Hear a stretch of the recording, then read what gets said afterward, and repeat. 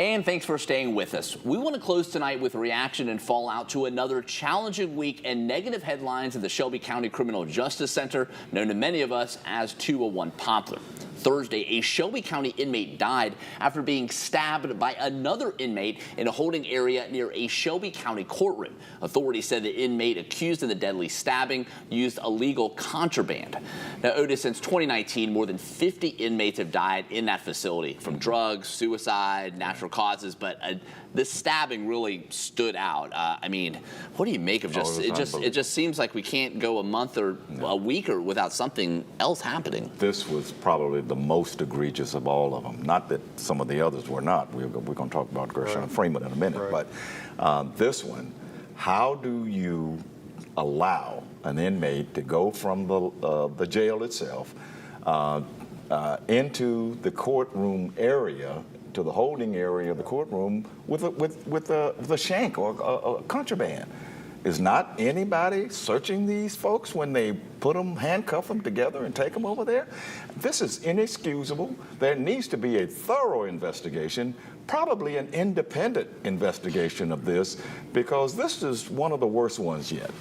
Mark, and I know you, as a former Shelby County Commissioner, every year you dealt with the budget of the Sheriff's Office, deputies overseeing the jail. I mean, what solutions, in your view, need to be made or addressed, maybe investigation-wise, like Otis was just mentioning? Well, again, I think when you go in 201 Poplar, you should presume that you're going to come in healthy and you're going to leave healthy, and no matter what your offense. When you're going into a courtroom, I saw Judge Paula Scahan on the news.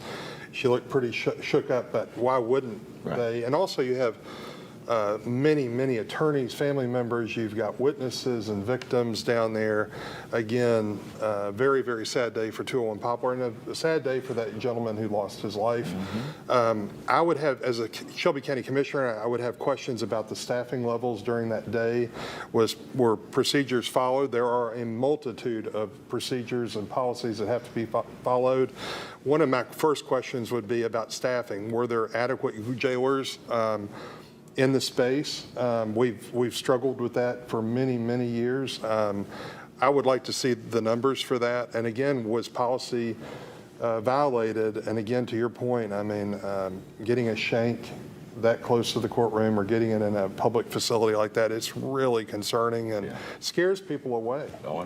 And how does this happen? I mean, I've seen the doors open sometime and you see inmates are kind of sitting on a bench waiting to come in the courtroom. I mean, how could this happen? I just don't see how it could happen. And that's why there needs to be a thorough, deep dive in the investigation of this. Again, independent in my mind. You need to bring in somebody else. Maybe the feds need to look into this because this just shouldn't happen. And who knows who else could have been in danger. To Mark's point here, the judge was really upset about this. And it was my understanding that in some instances, these inmates are paraded through the public area in order to get where they need to go. So this was a potential danger for everybody involved, and there has to be an investigation because we need to know why. To your question, how could this happen? And I know we spoke with criminal justice groups yesterday, Mark, talking about oversight, more oversight needed. I mean, what can the Shelby County Commission potentially do in leading more oversight? How can the commission be part of the solution here? Again, I think you've got to look at the policies and procedures. Again, the sheriff has a lot of power in that role. There's even limited power in terms of the funding of the sheriff's office. Quite frankly, if the sheriff doesn't receive adequate funding, he can sort of proceed with and without the county commission by going to court. I'm sort of speechless for a change, quite frankly, because again, somehow, and we know in our prisons and in jails that other things get into our jails. We have people with cell phones and dope and other things. But again, I think it was a real violation of the people's trust and the judge and the people in the courtroom and the people, hundreds of people that are usually at 201 Poplar in the lobby. And to your point, I think it really does deserve as deep an investigation as we can get. And I'll pose this question to both of you. I mean, I know this happened Thursday. As of Friday, Sheriff Bonner had not gone out publicly and addressed this. How important is it for public confidence that he needs to come out and say what changes could be made or address this publicly? Oh, he absolutely needs to do that. You know, he's just coming off an election where he was on the defensive a lot. He fought back. back a lot on some of those allegations. But again, this is a different kind of thing here.